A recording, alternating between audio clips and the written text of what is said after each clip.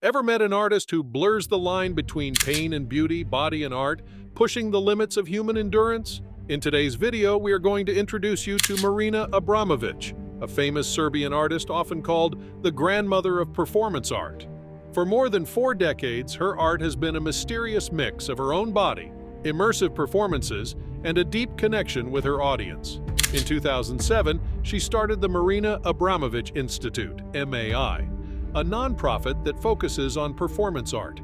Let's take a journey into the fascinating world of this iconic artist, exploring her life, art, and how she has changed the world of performance art forever. Marina Abramović was born in Belgrade, Serbia, which was then part of Yugoslavia, on November 30, 1946. In an interview, she referred to her family as red bourgeoisie. Her great-uncle was Varnava, the Serbian patriarch of the Serbian Orthodox Church. Both of her parents, Danica Rosic and Vojan Abramović, were Yugoslav partisans during World War II. After the war, they were honored with the Order of the People's Heroes and held positions in the post-war Yugoslavian government. During her early years, Marina was raised by her grandparents. Her grandmother was deeply religious, and Marina's childhood was filled with church rituals, including morning candles and visits from the priest. At the age of 6, she began living with her parents and also started taking piano, French, and English lessons. Although she didn't receive formal art training, her interest in art blossomed, and she enjoyed painting as a child. In a 1998 interview, she described how her mother imposed strict rules, including not allowing her to leave the house after 10 o'clock until she was 29 years old. This restriction influenced her early artistic performances, all of which had to be completed before the curfew. In a 2013 interview, Marina spoke about her parents' troubled marriage, recounting an incident when her father, in a fit of rage, smashed 12 champagne glasses and left their home. She characterized it as one of the most painful memories of her childhood. Marina Abramović began her artistic journey as a student at the Academy of Fine Arts in Belgrade, where she honed her creative skills from 1965 to 1970. This period marked the foundation of her artistic education. After completing her undergraduate studies, Abramović pursued postgraduate studies at the Academy of Fine Arts in Zagreb, SR Croatia, in 1972. Returning to SR Serbia, Marina Abramović embarked on a teaching career at the Academy of Fine Arts in Novi Sad. This period, from 1973 to 1975, also witnessed the inception of her first solo performances, marking a significant step in her artistic evolution. 1976, following her marriage to Nesa Peripovic. Between 1971 and 1976, Abramović ventured to Amsterdam to perform a significant piece. Her time in Amsterdam ultimately led her to make a life-changing decision to establish her permanent residence there. From 1990 to 1995, Abramović assumed the role of a visiting professor at the Académie des Beaux-Arts in Paris and the Berlin University of the Arts. She shared her knowledge and passion for performance art with students in these esteemed institutions. Further extending her teaching career, from 1992 to 1996, Abramović served as a visiting professor at the Hochschule für Bildende Künste Hamburg. Subsequently, from 1997 to 2004, she held the position of a professor for performance art at the Hochschule für Bildende Künste Braunschweig. Her tenure in these roles allowed her to inspire and mentor a new generation of artists. In a groundbreaking performance in Edinburgh back in 1973, Marina Abramović embarked on an artistic journey that would define her unique style. This performance, known as Rhythm 10, was a profound exploration of art and self-expression, unlike anything seen before. Instead of traditional art tools like brushes and canvases, Marina used something unexpected: 20 knives and 2 tape recorders. Her performance was centered around an old Russian game that involved rhythmic knife jabs between the fingers of a hand.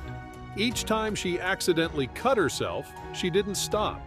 Instead, she picked up a new knife from the row of 20 she had laid out, all while recording the entire process. This performance was not just about pain. It was about pushing the limits of the body and the mind. After cutting herself 20 times, Marina listened to the recorded sounds and tried to repeat the exact movements, even the mistakes she had made. This unique approach blended what she had done before with what she was doing now. Rhythm 10 Inches was a turning point in Marina Abramović's career. It made her think deeply about the performer's state of mind. She realized that during a performance, the body could do things that would be impossible in normal circumstances. This was not just about pain, it was about the mind's incredible power. In 1974, Marina Abramović pushed the boundaries of what art could be in her performance piece, Rhythm 5. This intense experience aimed to tap into the power of extreme physical and mental challenges. The heart of Rhythm 5 was a big star soaked in flammable liquid. Marina lit this star on fire at the beginning of the performance. She positioned herself just outside the blazing star, ready for what lay ahead. As the flames roared, Marina began a series of actions. She carefully cut her nails, toenails, and hair. After each cut, she threw the clippings into the fire, creating bursts of light. This wasn't just a ritual, it symbolized purification. The burning star had a deeper meaning. It represented a communist symbol, and Marina used it to cleanse herself mentally and politically. It was a way of addressing her past and the influences that had shaped her. In a dramatic finale, Marina took a daring leap. She jumped across the flames, aiming for the center of the star. However, as the fire blazed around her, the audience couldn't tell that something was wrong. Only when the flames got dangerously close and Marina stayed still did the audience realize something was off. Inside the star, she had lost consciousness because of a lack of oxygen. Luckily, a doctor and others rushed to rescue her. After experiencing unconsciousness during Rhythm 5, Marina Abramović was inspired to create Rhythm 2, a two-part performance that delved into the realm of unconsciousness. Here's how it unfolded. Marina performed the first part of Rhythm 2 at the Gallery of Contemporary Art in Zagreb in 1974. In this segment, lasting 50 minutes, she ingested a medication typically given to patients suffering from catatonia. This medication caused her muscles to contract violently, and she lost complete control over her body while remaining aware of her surroundings. It was a profound exploration of the vulnerability of the body. Following a 10-minute break, Marina embarked on the second part. She took a different medication typically given to schizophrenic patients with violent behavior disorders to calm them down. The performance continued for 5 hours until the effects of the medication wore off. It was a journey that oscillated between chaos and serenity. At the Galleria Diagramma in Milan, Marina Abramović knelt alone and naked in a room with a powerful industrial fan. Her goal was to test the limits of her lungs. She approached the fan slowly, attempting to breathe in as much air as possible. However, the intensity of this endeavor soon led to her losing consciousness.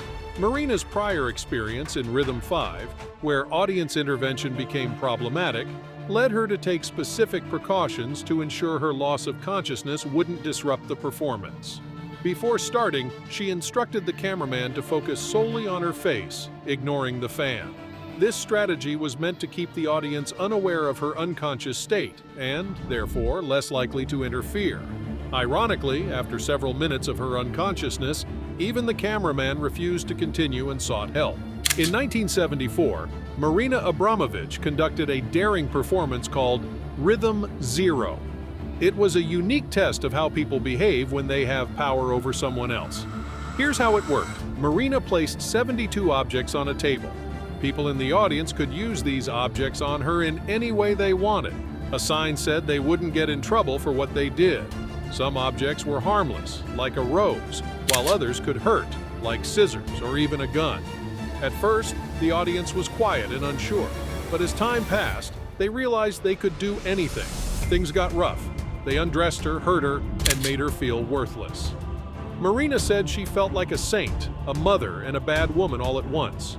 For 6 consecutive hours, Marina let the audience control her and her body. The act started. The minutes passed by and Marina is still standing still, did not move at all. On the contrary, the audience were sitting. They were hesitant. No one moved. Minutes passed, some audience members started moving towards Marina, some gave her a rose, shook her hand, and some people even kissed her on the cheek. At the beginning of the act, when the audience started moving, they were as cute as they can be and loving. This was only the first 2 hours. After the first 2 hours, things started to get a little creepy. A man stood and walked to the stage. This man got close to Marina, stood right in front of her.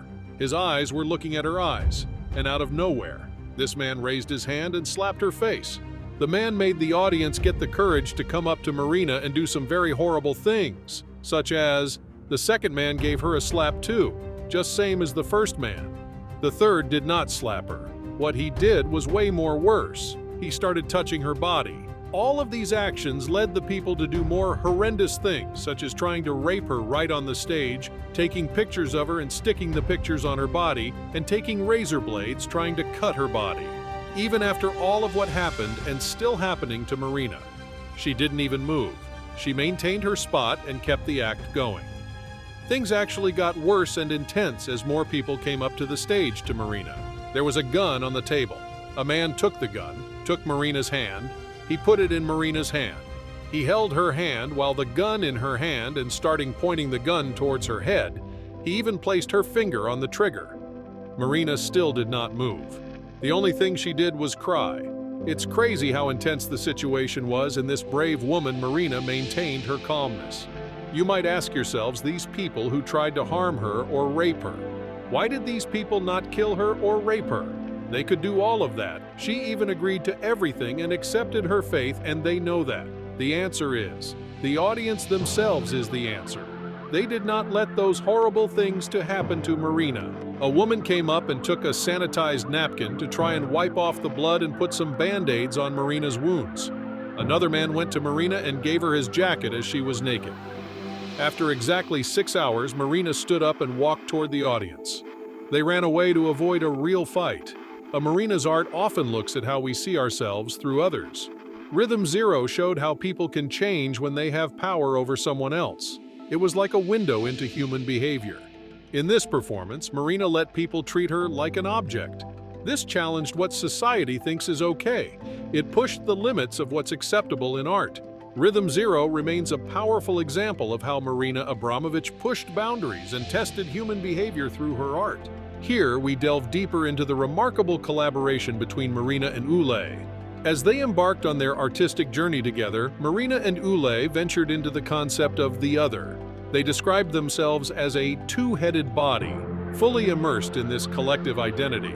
Their physical appearance mirrored that of twins, and their trust in each other was unwavering, blurring the lines of their selves. One of their iconic performances, Breathing In, Breathing Out, involved connecting their mouths and sharing each other's breath until they exhausted the available oxygen. This intimate act explored an individual's capacity to absorb another's life essence. In this daring piece, they stood naked in a narrow doorway, forcing the audience to squeeze between them, ultimately choosing which of the two they would face. The duo stood apart, making progressively louder sounds with their mouths wide open as they moved closer to each other, showcasing their endurance and commitment. Their journey culminated remarkably in 1988 when they walked the Great Wall of China, starting from opposite ends and meeting in the middle to bid farewell. This poignant conclusion marked the end of their artistic and personal partnership. She shares a friendship with actor James Franco, who interviewed her for the Wall Street Journal in 2009. Franco visited her during The Artist is Present in 2010, and the two even attended the 2012 Met Gala together. In July 2013, Abramović collaborated with pop singer Lady Gaga on her third album, Art Pop. This collaboration included a display of Gaga's work alongside artists Jeff Koons and Robert Wilson at an event called Art Rave. Both artists have supported the Marina Abramović Institute, with Gaga participating in an Abramović Method video and a continuous reading of Stanislaw Lem's sci-fi novel, Solaris. In the same month, rapper Jay-Z showcased a piece inspired by Abramović at Pace Gallery in New York City. He performed his art-inspired track Picasso Baby for an uninterrupted 6 hours.